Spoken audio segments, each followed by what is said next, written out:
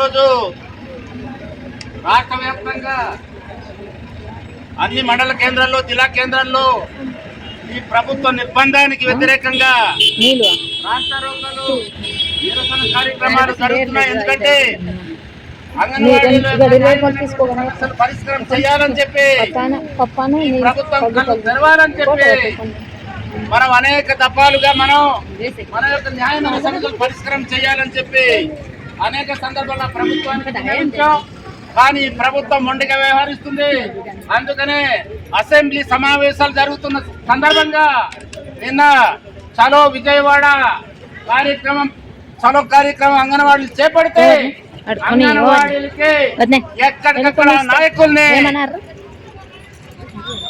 ఇళ్లలో నిర్బంధం, పోలీసు ఎక్కడికక్కడ రైల్వే స్టేషన్ నిర్బంధం, మొత్తం నిర్బంధానికి గురి చేసింది. అదే కాకుండా చలోని వెళ్లకుండా ఈ రాష్ట్ర ప్రభుత్వం అడ్డుకుంది. అయినప్పటికీ విజయవాడలో చలోని అంగన్వాడీలు జయప్రదం చేశారు. ఆ జయప్రదం చేసినటువంటి అంగన్వాడీ నాయకుల్ని ఈరోజు ఎక్కడికక్కడ అరెస్టులు చేసి వాళ్ళని కేసులు బనాయించారు. వెంటనే అంగన్వాడీ నాయకులను పెట్టినటువంటి కేసుల్ని విత్డ్రా చేసుకోవాలని, అలానే అంగన్వాడీల యొక్క న్యాయమైన సమస్యలు పరిష్కారం చేయాలని చెప్పి ఈరోజు రాష్ట్ర వ్యాప్తంగా పెద్ద ఎత్తున ఆందోళన కార్యక్రమం అంగన్వాడీ యూనియన్ సిఐటియు ఈరోజు పిలిపించింది. అందులో భాగమే ఈరోజు పెద్దబయలు మండల కేంద్రంలో ఈ నిరసన కార్యక్రమం జరుగుతుంది. ఇప్పటికైనా రాష్ట్ర ప్రభుత్వం కళ్ళు తెరవాలి. ఏవైతే అంగన్వాడీలో కనీస వేతనం పెరుగుతున్న ధరలకు అనుగుణంగా కనీస వేతనం 26,000 రూపాయలు ఇవ్వాలని చెప్పి ఏవైతే ఉందో, అలానే ఈరోజు వేధింపులు ఎక్కడికక్కడ చాలా పెరిగిపోయాయి. వాళ్ళ యొక్క వేధింపులు వెంటనే ఆపాలి.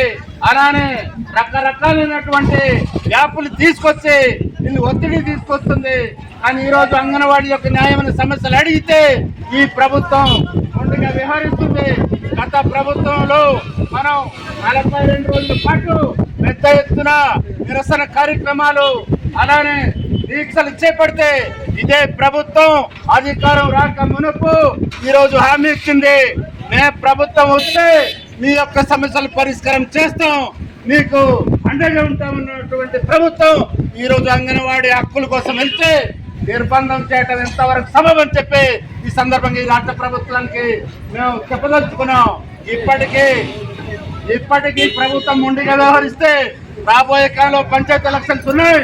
అదే ఈ ప్రభుత్వం మొండిగా ఉంటే ఖచ్చితంగా పంచాయతీ ఎలక్షన్ లో ఈ రోజు వాళ్ళకి మేము బుద్ధి చెప్తామని చెప్పి ఈరోజు ఈ సందర్భంగా మేము డిమాండ్ చేస్తున్నాం.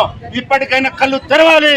కళ్ళు తెరిచి కార్మికుల యొక్క సమస్యలు పరిష్కారం చేయకపోతే పెద్ద ఎత్తున మేము ఆందోళన చేస్తామని చెప్పి సందర్భంగా డిమాండ్ చేస్తూ ఈ ప్రభుత్వం దిగి వచ్చి బేషరతుగా నాయకులను పెట్టినటువంటి కేసుల్ని విత్డ్రా చేసుకుని న్యాయమైన సమస్యలు పరిష్కారం చేయాలని చెప్పి ఈరోజు నేను ఈ రాష్ట్ర ప్రభుత్వానికి, ఈ కూటమి ప్రభుత్వానికి డిమాండ్ చేస్తూ ఈ కార్యక్రమాన్ని జయప్రదం చేసినందుకు, నాకు ఈ అవకాశం ఇచ్చినందుకు ప్రత్యేకమైన ధన్యవాదాలు తెలియజేస్తూ నేను ముగిస్తున్నాను.